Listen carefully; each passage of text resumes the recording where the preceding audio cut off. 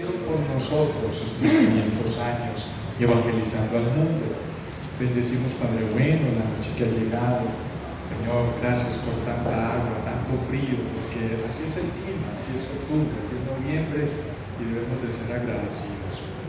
Bendecimos, Señor, a Jerusalén, bendecimos a Israel, bendecimos la paz de Jerusalén. Y nosotros que somos creyentes sabemos que todo lo que está viviendo Israel es espiritual. Llanamente, simple y llanamente, es una guerra espiritual contra un pueblo que lo representa a usted en el mundo. Entonces, Señor, pelee por Jerusalén, pelee por Israel, glorifíquese de una forma especial, se lo suplicamos, Señor. Bendecimos a los estudiantes que han llegado, los que vienen en camino. Gracias por la vida del apóstol Pablo, Señor. Gracias, porque es un milagro, Señor. Ábrenos el entendimiento, Espíritu Santo, para entender que estábamos frente a un terrorista de la época.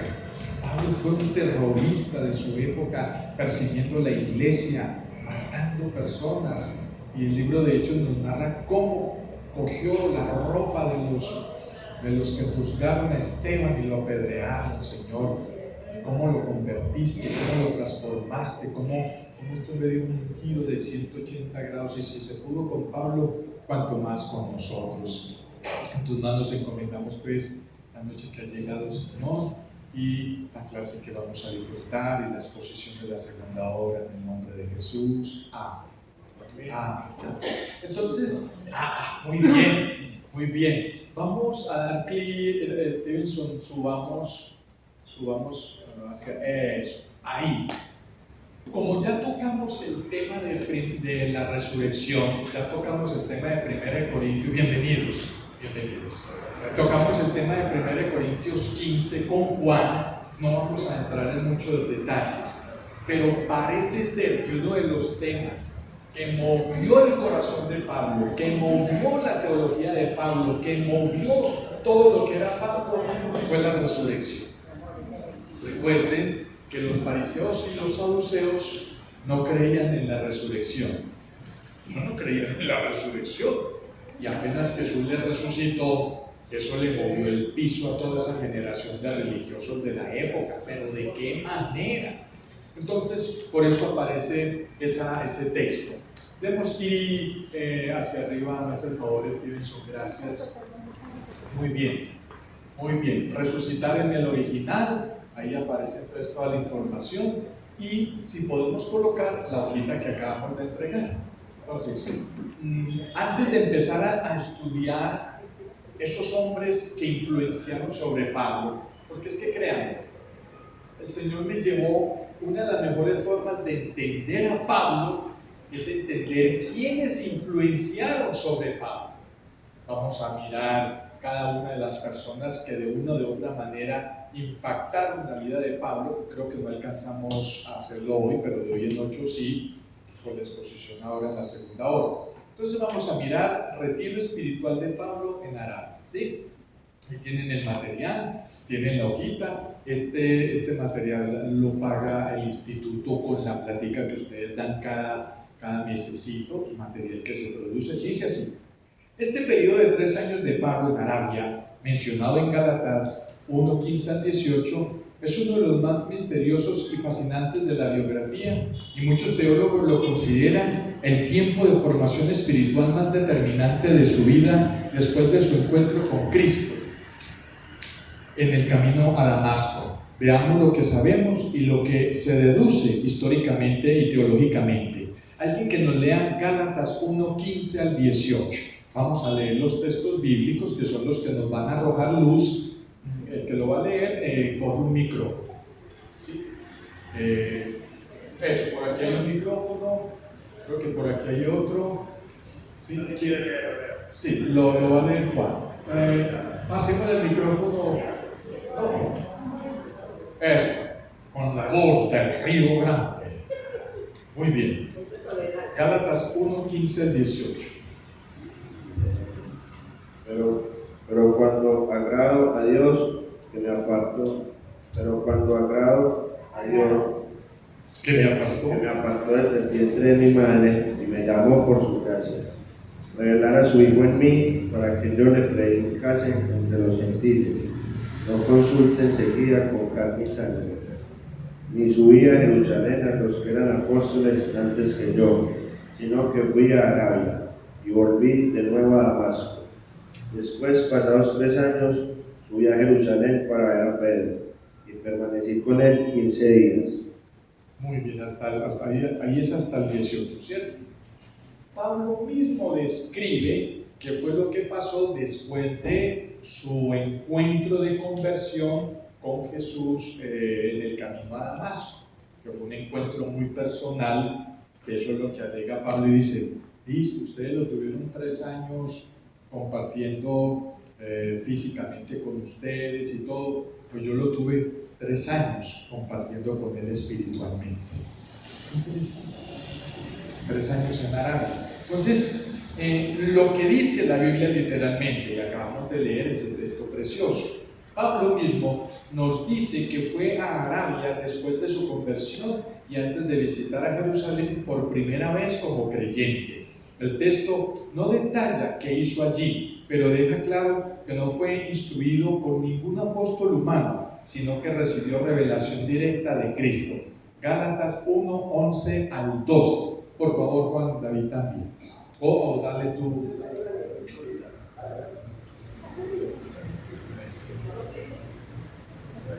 Así. Gálatas 1, 11 y 12. 1, 11 y 12. Pablo, llamado por Dios. Quiero que sepan, hermanos, que el evangelio que yo predico no es invención humana. No lo recibí ni lo aprendí de ningún ser humano, sino que me llegó por revelación de Jesucristo. Mire esa convicción como escribe Pablo. Les digo, aquí en este momento estoy disfrutando como si yo no supiera nada del tema y estoy al mismo nivel de ustedes y apenas estoy atando cabos. Los apóstoles disfrutaron a un Jesús en carne y hueso, 3 años. Pablo se fue a un lugar desértico, porque cuando hablamos de Arabia, enseguida lo vamos a ver, no estamos hablando de una ciudad moderna como la de Abora, de los Emiratos Árabes, no, estamos hablando del desierto. Se fue 3 años a profundizar, a analizar, un retiro espiritual con Jesús, pero espiritual. Tremendo, muy bien. ¿Qué era Arabia en esa época? Dice así. No era el desierto moderno de Arabia Saudita en el siglo I. Arabia, designada el territorio del reino nabateo, gobernado por Aretas IV, 2 de Corintios 11:32. A ver quién nuestros 2 lectores. Sigue Juan. 2 de Corintios 11:32.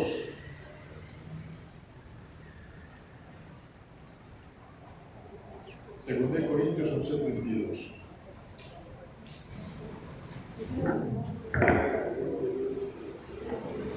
Eso dice: en Damasco el gobernador de la provincia del rey Aretas guardaba la ciudad y los damasenos para prenderle. Sí, así les llamaba, de Damasco, Aretas. Muy bien, gracias. Sí.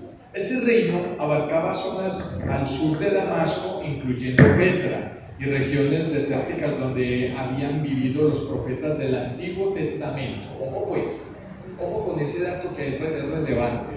Es decir, Pablo probablemente se internó en un lugar de soledad y retiro espiritual, no en una gran ciudad, donde profetas del Antiguo Testamento estuvieron en esos lugares. O sea, para Pablo, Pablo era consciente de que profetas del Antiguo Testamento se habían retirado a esos sectores a buscar de Dios, a escuchar la voz de Dios, y Pablo hace lo mismo. Muy interesante, extremadamente interesante. 3. Lo que probablemente hizo allí, según la teología y la historia y lo otro que se denomina tradición oral. No hay un relato directo, pero podemos inferir a partir del contexto bíblico y del desarrollo posterior de su ministerio a tiempo de retiro, revelación y formación espiritual. Así como Moisés pasó 40 años en Madián y Elías fue al monte Horeb, también en territorio árabe, viene un ejemplo de uno de los profetas que buscó el desierto, ¿sí? Abraham y Moisés. Pablo parece haber tenido una experiencia de retiro en el desierto, donde Cristo mismo le enseñó el Evangelio. Gálatas 1:12 y Efesios 3:3. Ya leímos Gálatas 1:12, ¿cierto? Pero Efesios 3:3 no. ¿Quién no lo lee? Efesios 3:3. Que por revelación me fue declarado el misterio, como antes lo he escrito brevemente. Tremendo. O sea, y Pablo era un escriba. Pablo tenía disciplinas de escribir, Pablo andaba con sus libros. O sea, llama mucho esa actitud de Pablo de retirarse, de estudiar, de meditar, y vamos a leer otro poquito sobre qué hizo en ese momento. Fue su seminario del Espíritu Santo. Muchos comentaristas dicen que allí releyó toda la Torá. Ojo pues. Y Pablo, por tener la capacidad, ¿cómo se dice el concepto? Pablo, por tener la influencia de haber sido educado a los pies de Gamaliel, tenerla todo, Pablo tenía acceso a la Torá, si no era que podía andar con ella. Claro que era costoso tener la Torá, tener esos 5 libros, no era fácil, pero yo creo que tenía acceso de pronto a alguna sinagoga en Arabia. Entonces, y releyó toda la Torá y los profetas a la luz ¿de quién? De Cristo. Entonces ustedes se imaginan a Pablo leyendo profecía como Josh McDowell y diciendo, pero es que Isaías dice que iban a nacer de una virgen, pero es que Lucas, porque acuérdense, ya Pablo, me imagino, que empezaba a escuchar del escrito de los evangelios, del escrito del testimonio de tradición oral de la iglesia primitiva. Entonces me imagino a Pablo diciendo, Isaías dice que iban a nacer de una virgen, y me cuentan, la iglesia primitiva me dice que María era virgen. Entonces Pablo empezó a atar cabos, a atar profecías, a unir una profecía con la otra, 3 años, en un curso intensivo, así como nosotros que venimos a estudiar la palabra del Señor y a meditar y todo eso. Muy, muy interesante. Esto es nuevo para todos nosotros, gracias a Dios. Entonces, ¿a la luz de quién? A la luz de Cristo. Pablo fue cristocéntrico, Pablo fue bibliocéntrico, Pablo fue, él no se distrajo definitivamente con nada. Entonces, descubriendo cómo Jesús cumplía las escrituras que él conocía de memoria como fariseo. Oración, sanidad interior y redefinición de su identidad. Recordemos, Pablo había sido perseguidor de la iglesia, incluso cómplice en la muerte de Esteban. Hechos 7:58, que sabemos el texto, cuidaba la ropa de quien lo apedreaba. Este tiempo en Arabia probablemente también fue un proceso de quebrantamiento y sanidad interior, de confrontar su pasado, su orgullo religioso, y de recibir una nueva identidad apostólica en Cristo. Yo me lo imagino cuántas veces Pablo pudo haberle pedido perdón al Señor. Señor, perdón. Porque yo no creo que Esteban haya sido el único cristiano que él hizo apedrear. Ya él lleva una tandita. Que Esteban fue de los últimos es otra cosa. Y ya venía de otra parte. O sea, es que ya Pablo era famoso, pero no por bueno. Como hablaba yo ahorita, Pablo era un terror en esa época. Pablo era un terror, un terrorista para esa época. Y mire el Señor cómo lo trató, o sea, literalmente, y no hemos echado de ver eso, el Espíritu Santo, o sea, la relación del Espíritu Santo con Pablo en esos 3 años debió haber sido una cosa extraordinaria. El Espíritu Santo directamente. Mire que el mismo Pablo dice, no busque los apóstoles originales que Jesús fundó, no. Me retiré a escuchar el Espíritu Santo. Me retiré a escuchar la palabra de Dios en mi vida. Tremendo eso, impresionante, las disciplinas de un fariseo. C. Comienzo de su llamado y primeras predicaciones. Algunos estudiosos sugieren que predicó en Arabia, ya que el rey Aretas IV más tarde intentó arrestarlo. 2 Corintios 11:32. Dale ahorita. 2 Corintios 11:32. Oye, ese hombre terminó ese retiro y allá mismo en Arabia quiso comenzar a predicar. ¿Ya lo tienes? En Damasco, el gobernador de la provincia del rey Aretas guardaba la ciudad de los damascenos para prenderle. ¿Cómo le parece? Para aprenderlo. Muy bien. ¿Cómo no? Sí.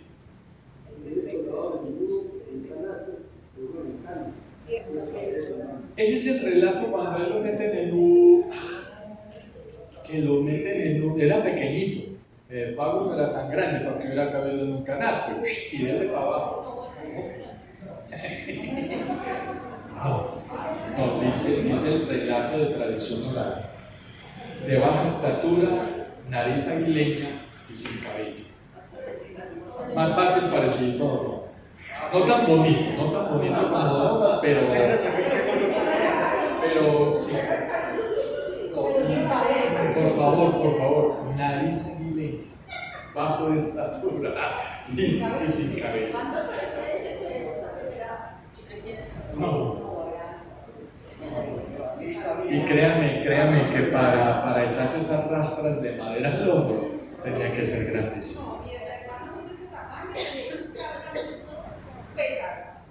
Sí, pero la cultura árabe eso.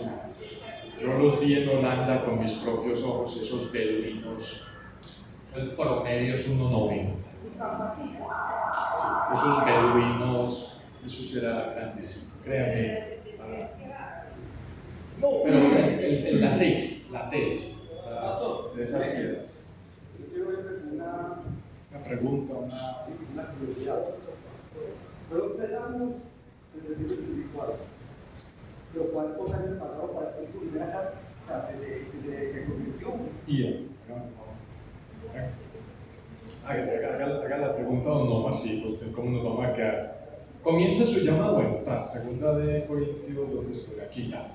Lo cual sugiere un conflicto misionero temprano. Es posible que aún en el desierto Pablo ya empezara a evangelizar a judíos y prosélitos nabateos. Ojo, es en esos 3 años que el Señor le dice, y usted le va a predicar a los gentiles. Porque tengo a Pedro predicándole a los judíos. Usted le va a predicar a los gentiles. Tremendo, Pablo a los gentiles. D. Formación doctrinal. No, es que esto es impresionante. Formación doctrinal directa del Espíritu Santo. Bien pueda, mi rey, bien. Pablo recibió revelación profunda sobre la justificación por la fe, Romanos, Gálatas, la unión con Cristo, en Cristo Jesús, la universalidad del Evangelio, inclusión de gentiles. Muchos teólogos como F.F. Bruce y John Stott, que ya faltó en esto no hace mucho, creen que esas verdades germinaron en Arabia, donde el Espíritu le enseñó lo que después se convertiría en el núcleo de la teología paulina. O sea, esas cartas de Pablo empezaron a nacer en ese retiro espiritual. No. Gracias, estimados. Sigamos. ¿Qué dice? Oiga la pregunta de Don Omar. Sí. Después de haber venido de Arabia, ¿cuánto se demoró para escribir su primera carta, Paulina? Pastor, según los eruditos bíblicos, estiman que pasaron 17 años, más 3, 20 años. Para que la primera carta. Después de la primera. No, ¿de qué No dice. Pregúntale ahí abajito con texto. ¿Y cuál fue la primera carta que escribió Pablo? Tengo dudas si fue Corinto o Romanos. Creo que Gálatas. Gálatas. Pero interesante, porque es que la gente cree que se convirtió al Evangelio, que Cristo y empezó a escribir Pablo, 20 años. O sea, 3 años de retiro espiritual y 17 de ejercicio ministerial para producir lo que su primera. Confirma cuál fue el primer libro que escribió Pablo. Tremendo, gracias por ese dato. Escríbanlo ahí, escríbanlo abajito. Del retiro espiritual a su primera carta, 17 años de diferencia. Para los 3 años del retiro, 20 años. ¿Sí ven? O sea, se le ve el cuerpo, se le ve el tenor, se le ve la madurez, todo de ese retiro espiritual de Arabia de 3 años. Miren, hermanos, ¿cuánto llevamos nosotros? Yo creo que el otro año podemos afirmar que vamos a cumplir los 3 años, pero ustedes ya venían con los pastores en el instituto. Pastor, ¿Cuál? primera de Tesalonicenses. Hermosa, hermosa carta. Primera de Tesalonicenses. ¿Y qué año? No. No dice, ahí debiera decir eso. Del retiro espiritual a su primera carta apostólica, que fue primera de Tesalonicenses, pasaron 17 años. Más 3 del retiro espiritual, 20 años. Hermoso.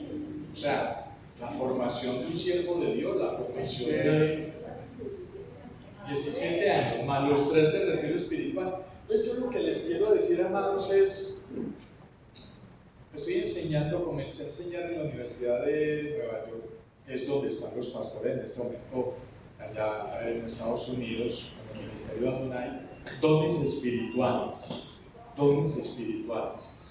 Y hermanos, el tema de los dones espirituales es un tema denso. O sea, para que el Señor nos bendiga, nos use como Él quiere y hagamos cosas mayores que Él. Todo esto que estamos haciendo es formación para que Dios nos use con dones sobrenaturales, ministeriales y funcionales. Entonces, cuando vengan los pastores en noviembre, voy a aplicarles un test sobre dones espirituales, que a mí me estoy ganando la fama de que sí, soy teólogo, pero un teólogo práctico, donde la teología es fácil de entender, pero también eso invita a practicar, porque una teología que no se puede vivir, que no se puede practicar, pasa a ser otra teología sistemática, con unos libros así de gruesos, pero no vivimos nada. La gracia de una teología es entenderla, practicarla, vivirla y testificarla.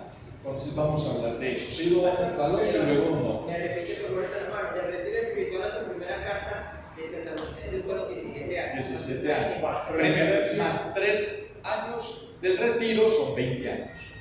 20 años para escribir su Por eso, usted dice que la muerte de Jesús, dice que más o menos en el año 51, dice aquí. escribió la carta en el año 50. Y tiene lógica, porque 17, digamos que 20 más los 30 de él. Ajá. Sí. Primera de Tesalonicenses. Muy bien, gracias don Omar por enriquecer este compartir de este tema. Formación doctrinal directa del Espíritu Santo, la universalidad del Evangelio, incluso de gentiles. Muchos teólogos, entonces ya lo vimos, creen que esas verdades germinaron en Arabia, donde el Espíritu enseñó lo que después se convertiría en el núcleo de la teología paulina. Yo miro este instituto bíblico, lo miro como nuestro retiro espiritual. Nosotros no venimos solamente a estudiar la palabra del Señor acá. Venimos a un retiro espiritual, venimos a meditar, a analizar Torah, a analizar el Antiguo Testamento, su conversión en el Nuevo Testamento, su cumplimiento, su aplicación para nuestra época.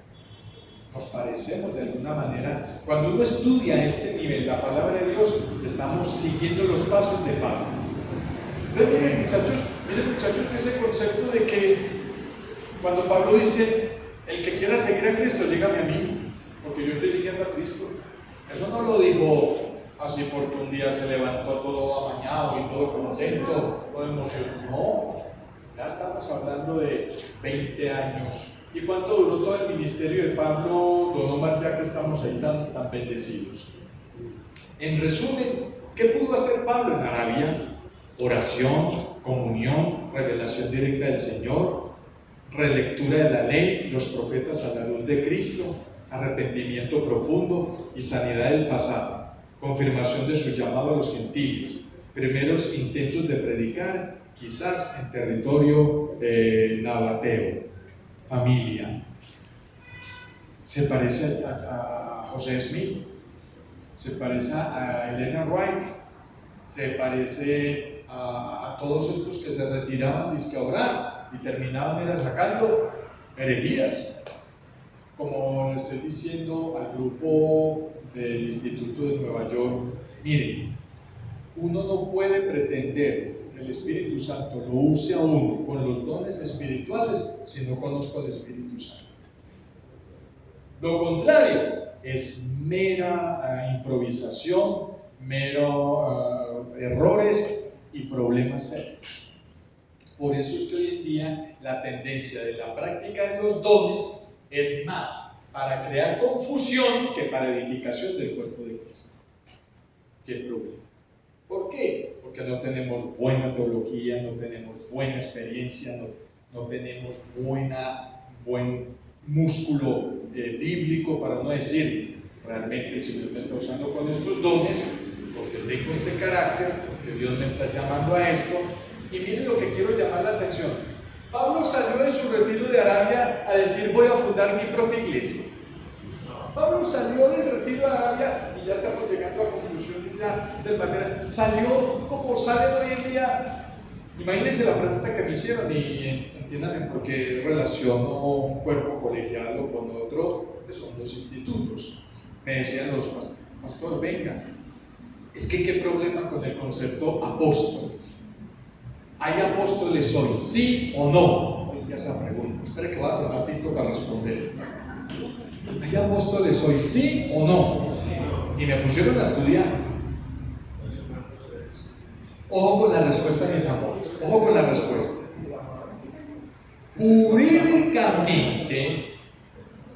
Jurídicamente no. Pero en la practicidad, en el ejercicio del ministerio y para edificación y testimonio del cuerpo de Cristo, sí. Me explico. Mire que cuando Pablo dice, no somos un cuerpo de Cristo, porque unos dicen yo soy de Apolos, y otro yo soy de Pablo, y otro yo soy de quién es el tercero que menciona Pablo. No recuerdo. ¿Quién? Apenas. No, bueno, por lo menos esos dos.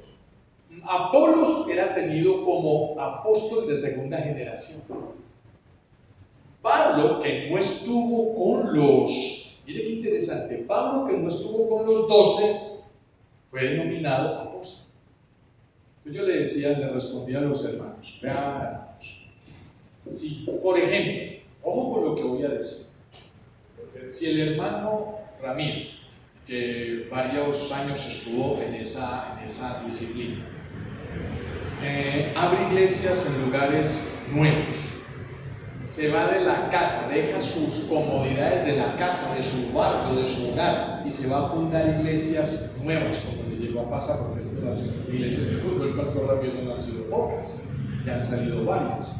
Si funda iglesias, si levanta fondos para esas iglesias, si produce liderazgo, si deja encargado pastores y está pendiente de que esas iglesias florezcan y tengan sana doctrina y se sigan multiplicando, esas son características de un apóstol misionero.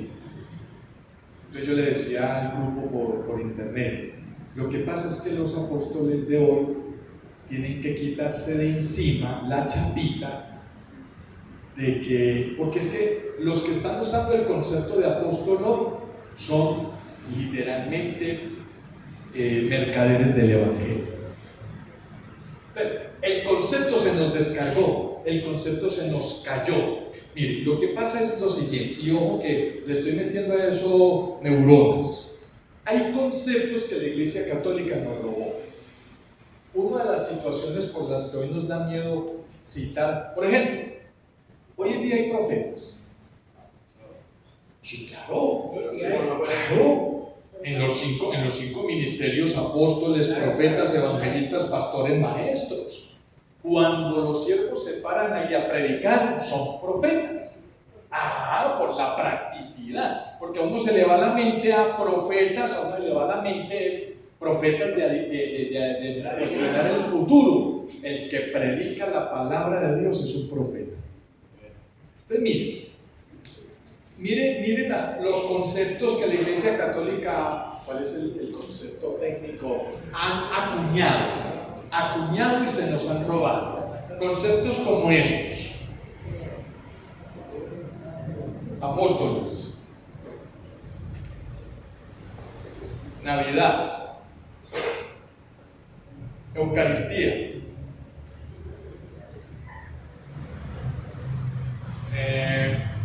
apóstoles, Navidad, Eucaristía, vocación. Y seguro que hay otros. Nos los han robado la Iglesia Católica. Y son más bíblicos que la Carta de Gálatas. Ya voy a explicar. Yo no. No, porque nosotros sí manejamos con fuerza el concepto de bautismo. Ese sí lo... ¿Cómo? Continuo para poner un nombre, o una convicción. Pero por lo menos como iglesia cristiana sí lo practicamos. Esas cosas no las volvemos a usar nosotros porque ya las usan. Ese es el concepto. La iglesia evangélica le tiene aversión a llamar a los misioneros apóstoles, porque los que más han aprovechado el concepto son los católicos, que a todo santo le dicen apóstol. La Iglesia Católica a todo santo le dice apóstol. Entonces todo lo que la Iglesia Católica maneja, nosotros, por ejemplo, la palabra Navidad, nosotros, como ya la Iglesia Católica la cogió, la manipuló, la cargó de idolatría y han aprovechado más la Navidad los católicos que nosotros, pero yo pregunto, ¿la Navidad es bíblica, sí o no? Que no la practiquemos como evangélicos es otra cosa. Pero si la vivimos en los hogares y aquí no se enseñaba. Y nos ha faltado hacer más bullita, pero Navidad bíblica. Ahí es donde yo le digo a estos siervos, llámense apóstoles bíblicos. ¡Ay! ¿Y por qué hay que ponerle apellido? Porque es que ustedes, si tienen las características bíblicas, gánense en ese derecho de llamarlos apóstoles, ¿no? Es que recuerden que el concepto peyorativo apóstol es llamado para que vayan y hagan esto. Ese es el concepto peyorativo de apóstol. Llamado para que hagan esto, lanzado para que hagan esto. Entonces miren que el concepto apóstol, en cambio la Iglesia Católica lo quemó. Y cuando la Iglesia Evangélica lo cogió, lo cargó del apóstol evangélico. Es una pluma blanca, un pavo real, un cacique que no lo puede tocar nadie. Hay que besarle el anillo. Entonces mire qué tremendo, qué tristeza. Y le digo, y el diablo nos dio duro, porque misioneros se acabaron. Los misioneros como Roberto Finker, los misioneros como los fundadores de los wesleyanos, esos misioneros que dejaban todas las comodidades de sus tierras y se iban, como doña Mildred Jones, que estando aquí, el esposo montando en una yegua se cae en una quebrada y se le desnuca. Hombre, yo con mis 3 niños, me le pasa eso a mi esposo, yo con mis 3 niños y me voy para mi tierra otra vez para Estados Unidos. Con más ganas se quedó aquí. Y casi que se la tienen que llevar en pellones para Estados Unidos porque no se quería ir. Doña Mildred, si usted no se va para Estados Unidos, no la pueden pensionar y no puede recibir los privilegios que tienen los misioneros en Estados Unidos, que a las mujeres les ponen una enfermera medio tiempo que nos cuide en casa, y a los hombres un enfermero, unos cuidados, ¿sí? Entonces, el concepto apóstol hay que volverlo a recuperar y cargarlo de nuevo del significado bíblico que es. No nos debe dar Navidad igual. Eucaristía, ¿sabe qué significa Eucaristía en griego? Acción de gracias. ¿Qué suena más bíblico? ¿Voy para la Eucaristía o voy para el culto? No, la Eucaristía. El culto es un ritual. Estamos más acostumbrados a culto, pero ojo, la palabra culto es muy genérica. Ya Confama está organizando todo para que Confama, a través de su sistema social, le haga culto a la brujería. O sea, culto se le hace a cualquier divinidad, pero Eucaristía, Eucaristia, gratitud. Claro, es católico, todo, sí. Es que eso es lo que yo iba a mencionar. tradicional. Sí. El culto es más de origen oscuro. Y eso es algo que yo peleaba mucho con las iglesias de la costa, que el culto no puede ser un ritual. También con la frase culto por fiesta, Por servicio. por Eucaristía Por también. un servicio, por vamos al servicio. Ay, alguien que me le guarde a los pastores la hojita de ellos. Se las guardo. Llamémoslo servicio, llamémoslo al tiempo de retiro espiritual. Pero es que culto es a cualquiera. Entonces miren que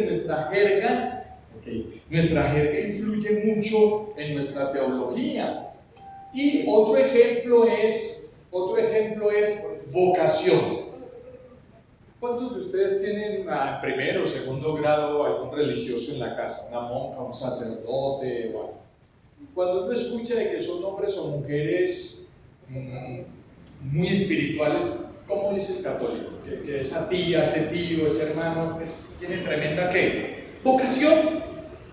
En cambio nosotros cuando vemos un siervo de Dios, una sierva de Dios que es tremenda y Dios la usa bastante, ¿qué decimos? ¿Tremendo qué? Llamado.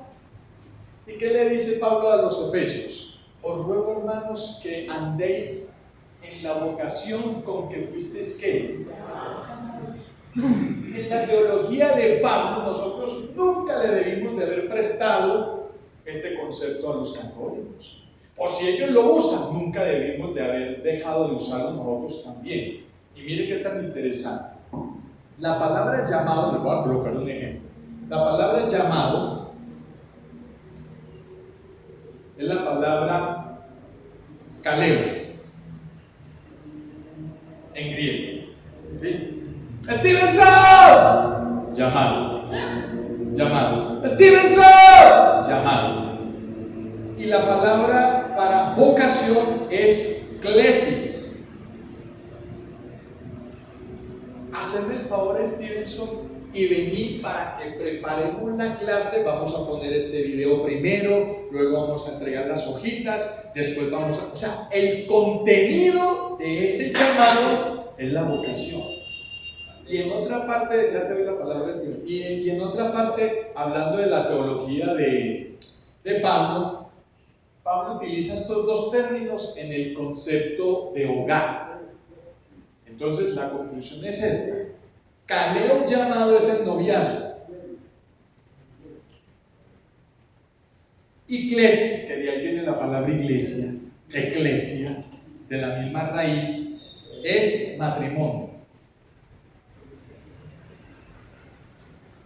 Cuando yo digo que tengo llamado y no menciono por ninguna parte la palabra vocación, estoy diciendo que solo soy un novio de Jesucristo. Y de novio a esposo hay mucha diferencia. Claro. Entonces miren que en el juego de palabras, esto es muy delicado en términos teológicos, tíos. Ese ejemplo de la vocación y el llamado se ve muy claro con la vida de Samuel, cuando estaba en el templo. Tenía como la vocación. Samuel. Y hasta que tuvo el llamado también.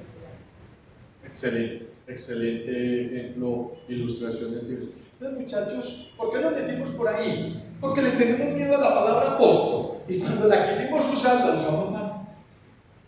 No nos den miedo, usémosla. Pero digámosle a los que dicen que sienten llamado apostólico, vengan.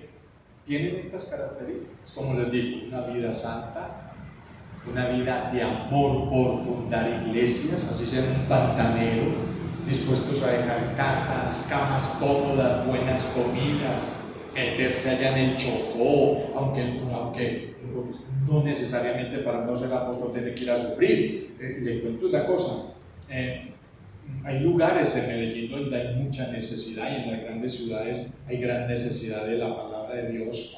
El mero hecho de que usted viva en Guayabal y, por decir algo, el Señor le haga un llamado de ir a fundar una iglesia en el Popular 1, ya hay un cambio cultural, ya hay un cambio de ambiente, Sí, zapatito. ¿Cómo? Sí, zapatito. Niño, niño. Sí, sí, sí. No es lo mismo evangelizar aquí en Guayabán que ir a luchar como lucha Don Omar con los Pacheli. No es lo mismo, ¿sí? No es lo mismo el barrio Antioquia que los Pacheli y cosas así por el estilo. Entonces, muchachos, si a mí un hombre de Dios, una mujer de Dios me muestra llamado y vocación, sacrificio, sana doctrina, fundar la iglesia, preparar líderes, instalar pastores, dejar todo bien formadito y luego después de 3, 4, 5 años pasa a otro barrio y hace lo mismo, eso es un apostolado. Yo en estos días he afirmado, Señor, gracias por el apostolado en el que me tienes cuidando a mi mamá, por estarte sirviendo en el Evangelio. No digamos descuidé mi familia, no, te serví 40 años, ahora que tengo la oportunidad de estar con mi mamá, acepto ese apostolado, estar pendiente de ella, un apostolado, un llamado para. Entonces, ¿por qué nos metimos por ahí? Por Pablo. Por Pablo. Y voy a lanzar una tesis que, si Dios quiere, este viernes voy a predicar el título, tema, diezmos, una brújula espiritual. ¿Sí? Ese es el tema, si Dios quiere, para el viernes. Y les voy a lanzar esta perlita que no me quedo con las ganas por estar hablando de Pablo. ¿Cuánto le calculan ustedes si Pablo no se hubiera convertido al cristianismo, ni hubiera, después de esa pelota que le pegó el Señor, es uno caminando hacia Damasco, y dele, ¡pum! Sí, le pasó algo parecido a Doña Gloria, ¡pum! Y todo. Si él se hubiera levantado de ahí, que caía tan brava, sigamos matando cristianos, y no hubiera aceptado el llamado del Señor, y hubiera seguido como fariseo, escriba y maestro en la sinagoga, ¿cuánto le calculan ustedes que podía ser el sueldo de él para su época, traspolándolo a nuestra época? Piensen un poquito. Oigan los cargos: maestro en la sinagoga, fariseo, preparando a otros jóvenes. ¿Cuánto creen?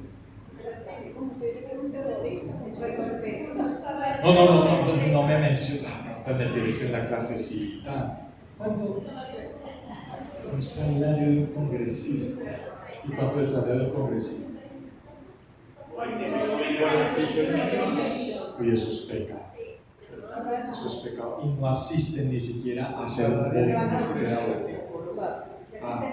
mira, pues no hasta por allá, no hasta por allá. Pero más o menos, Pablo, para sueldo de nosotros hoy, pues estuviera ganando unos 7 millones de pesos. No, eso es un sueldo interesante de un médico cirujano mensual, 7 millones de pesos. ¿Sí están captando eso? A ver ese rostro, ¿por qué precioso? Buena plática, ¿cierto? 7 millones de pesos. ¿Sí? Pero Pablo la tenía clara. Pablo tenía claro dónde era su norte, dónde estaba el norte, dónde estaba el reino de los cielos, dónde estaba la nueva Jerusalén. Renunció a esos 7 millones para vivir de las ofrendas que le mandaban las iglesias y de las tiendas que hacía, fabricaba o reparaba. O sea, fácilmente Pablo se bajó por 2 millones de dólares. ¿Sabe cómo se llama eso? Apostolado.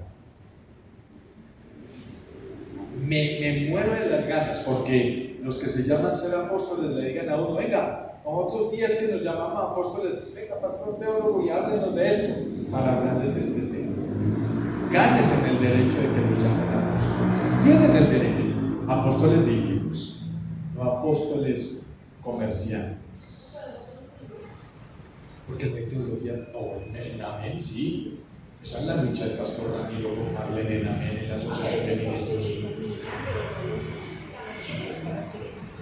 Pero le cuento, yo que anduve con don Roberto Fink y con doña Mildred Jones, eran apóstoles.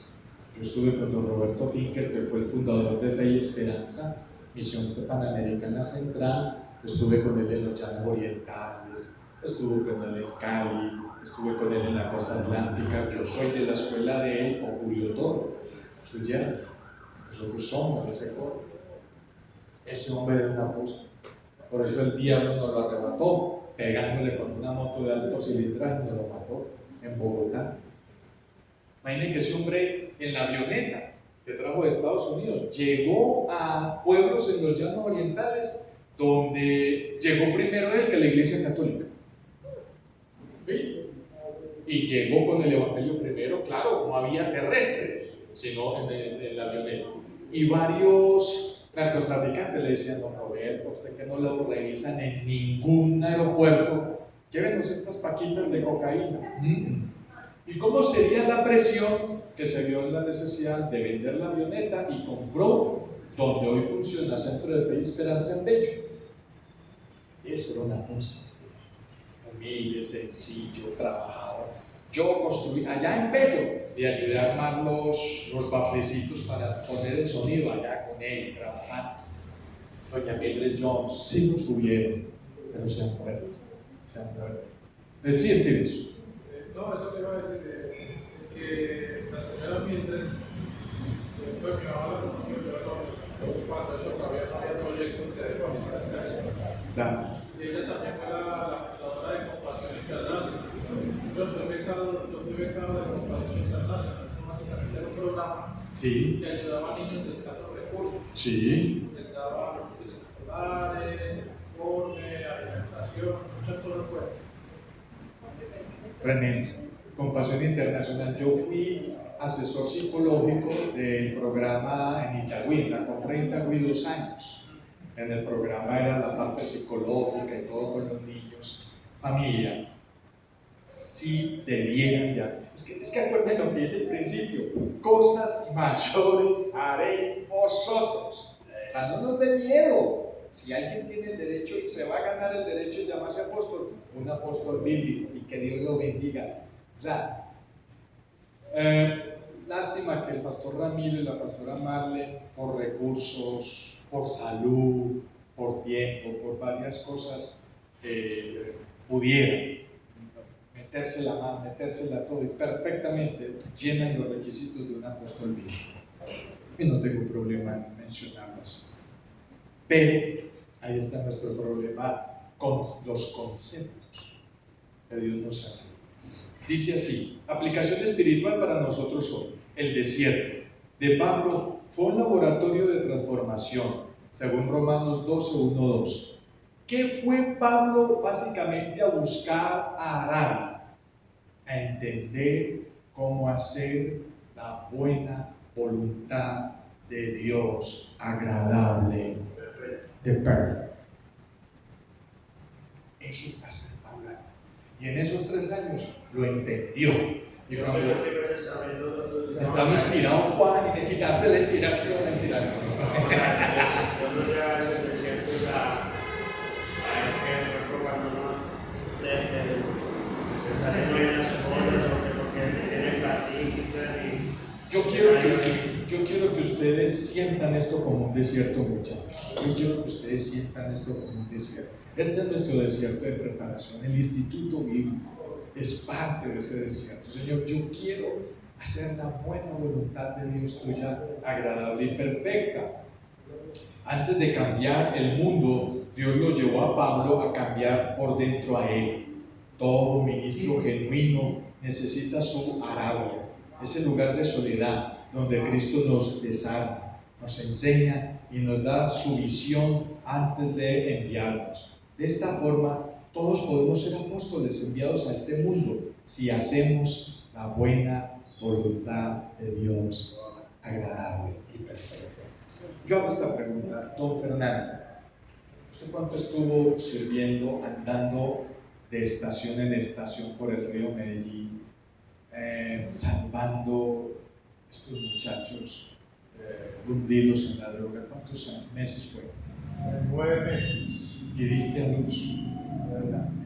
Don Fernando, ¿se sintió usted un apóstol, haciendo un apostolado? Sí. Es que esas son las cosas. Pero es que es otra cosa, eso es ir a evangelizar a una persona que hiere, que usted dice: Dios mío, ¿cómo controlo mi nariz para que no sienta? Que eso es otra cosa. los abraza y que no se pierdan. Es que con seguro, ¿qué pasa? Pero no se queda pegado de la y los vio. Apostolado. Sí, eso es, los vio. Gracias a Dios, yo no tengo ese programa de los vio, no tienen dónde pegarse. Pero apostolado, muchachos, apostolado. Estas mujeres, algunas de ustedes o conocen mujeres que el Señor les ha dicho, vayan y salven mujeres de la prostitución. Vayan, apostolado, apostolado. Mujeres que quieren abortar y se les meten de frente a ayudar, apostolados. Es un llamado a. Ojo, pues ya para terminar, para que la mano de Dios nos bendiga y nosotros a la mano de Dios. Entonces, ¿qué hizo Pablo apenas salió de Arabia? Montó su propia religión, ¿cierto? ¿No? ¿Qué hizo Pablo? Con toda la visión clara, con un proyecto de vida claro. No me extraña, y aquí es donde uno empieza a hacer conjeturas muy interesantes, que Pablo cuando salió de Arabia ya sabía cómo iba a morir y todo. La tenía clara. Vaya, predíquele a los gentiles, y pum, pum, escriba teología, visite, haga estos viajes misioneros, forme líderes, pero esto te va a costar la vida, no importa. Yo le quité la vida a muchos, pues si esto me va a costar a mí la vida, vamos para adelante. Entonces, miren la actitud de Pablo. ¿Y qué hizo? ¿Subió a dónde? A Jerusalén. ¿A qué? ¿A qué subió a Jerusalén? ¿Quién se acuerda? ¿A qué? ¿A qué subió a Jerusalén? En Roma. Roma, Italia. A sujetarse ¿a quiénes? A los apóstoles, a sujetarse a un cuerpo colegiado de autoridad. Entonces, mire, sujeción. ¿Cuántos apóstoles, entre comillas, no se sujetan a nadie? Ni a la palabra. Eso es. Ese es el gran problema que tenemos, mis hermanos. ¿Cuántos hay? No, casi todos. No conoce, como dices tú. ¿Dónde están esos apóstoles? ¿Dónde están esos profetas? ¿Dónde están los evangelistas? Es que, Dios mío, a duras penas hay algunos pastores y uno que otro maestro. Entonces, ¿qué pasó con los dones ministeriales? ¿Sí, don? Pastor, es que desde la iglesia primitiva hasta ahora, hasta este siglo XXI, aparecen que los apóstoles.